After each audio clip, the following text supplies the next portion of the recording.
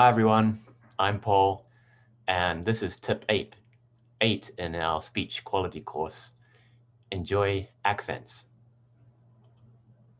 So, what are accents? Accents are how people sound different when speaking the same language. It's how their sounds sound different. Now, accents are usually because people are from different areas or regions. Even people who speak the same language in the same country can have different accents because they're from different areas of that country. Some people can also have mixed accents. Maybe they've lived in two different countries. Accents are a little bit different to dialects. Dialects are much bigger changes in language. They also include other things such as differences in grammar, vocabulary, and spelling. So, for example, we could call American and British English differences dialects. But the difference between accents and dialects is not always clear. Today, we're going to focus on different accents in English. So we're going to focus on the sounds. I want you to listen to 3 different speakers reading these 3 questions. And I want you to try and guess their nationality from their accent. Let's listen to them. Could you call me a taxi? Would you mind helping me move this table?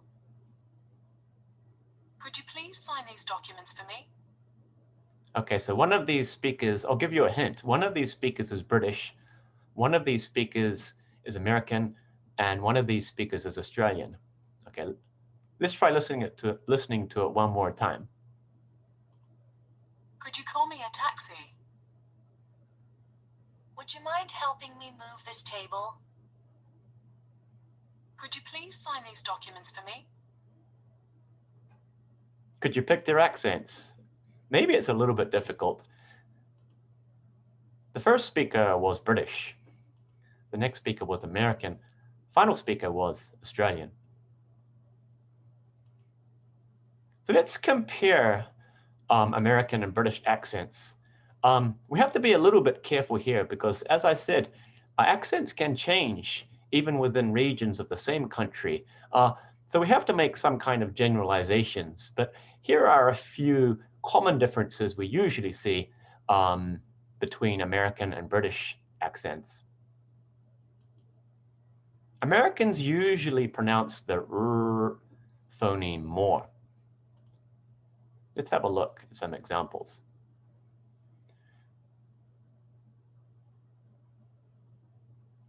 Here's the American accent. Surfer, hamburger, rice. British speakers usually only pronounce R or R when it's the first phoneme of the word. Surfer, hamburger, rice. Americans can often pronounce the mid-word T phoneme as a D phoneme. For example, in American English, water, better, bottom. But in British English, water, better, bottom.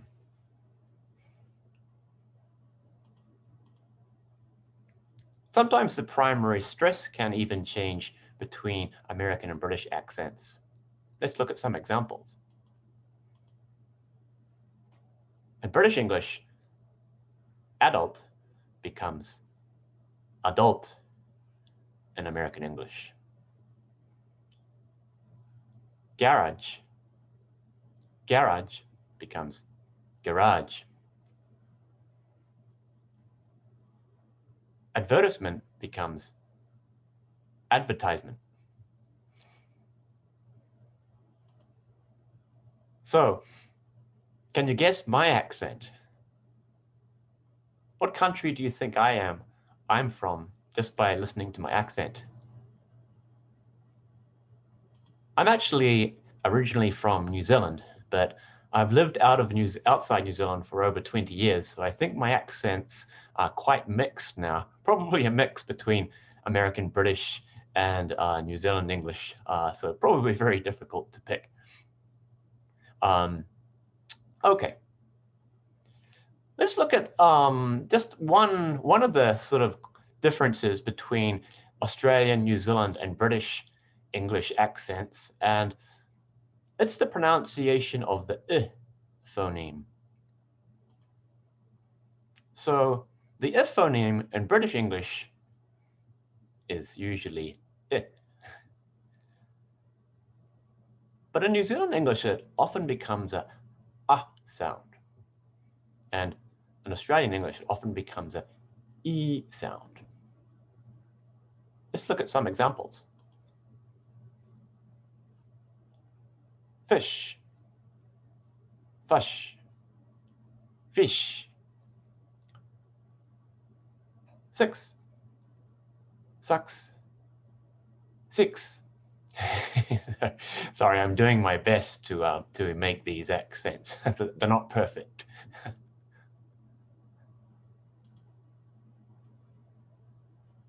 Let's talk about checking accents. Well, it's quite difficult to check accents, but often dictionaries will give you the British accent and American accent in the phonemes. So as you can see here with the word advertisement, the American English, the primary stress changing, and the extra pronunciation of the phoneme.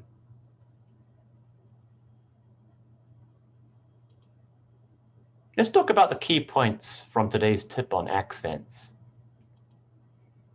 It's useful to know about basic differences between English accents, but keep in mind that accents can change even within the same countries.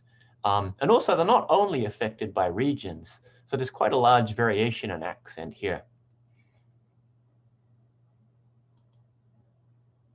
The best thing to do as a learner is to listen to a variety of different accents to get used to them. Not only American and British accents, but also try listening sometimes to English second language speaker accents. Remember that there are many more English second language speakers than there are first language speakers around the world. Keep in mind that there's no most correct accent, okay?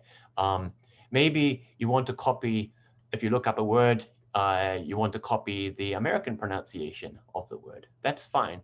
Or maybe you want to copy the British pronunciation of the word. That's also fine. So there's no most correct English accent.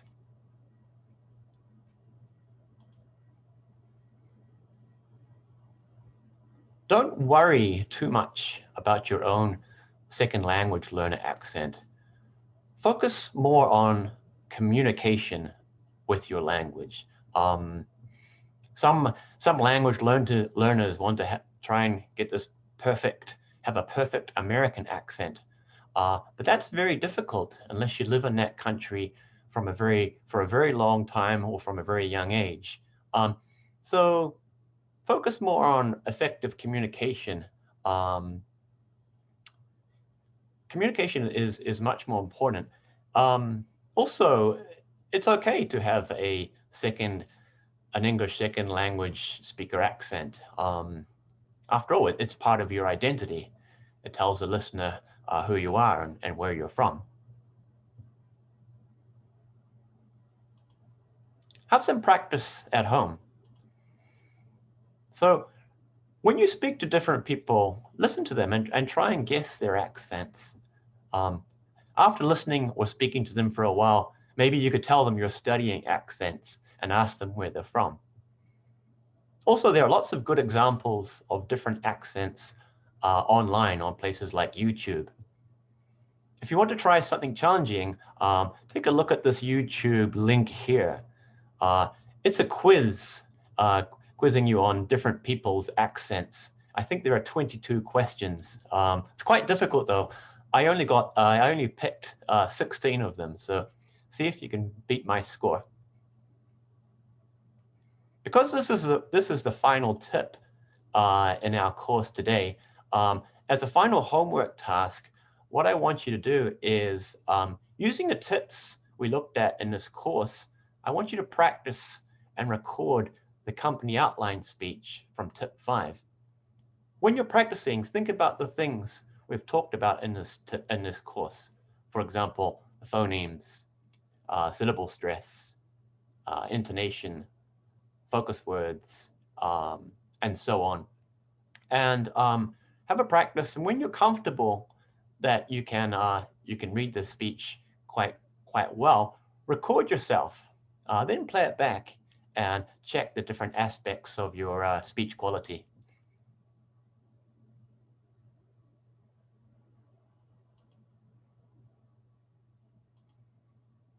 If you'd like to have some more learning experience, or you want to study more English after this course, I'll also be running real-time live online courses on Zoom.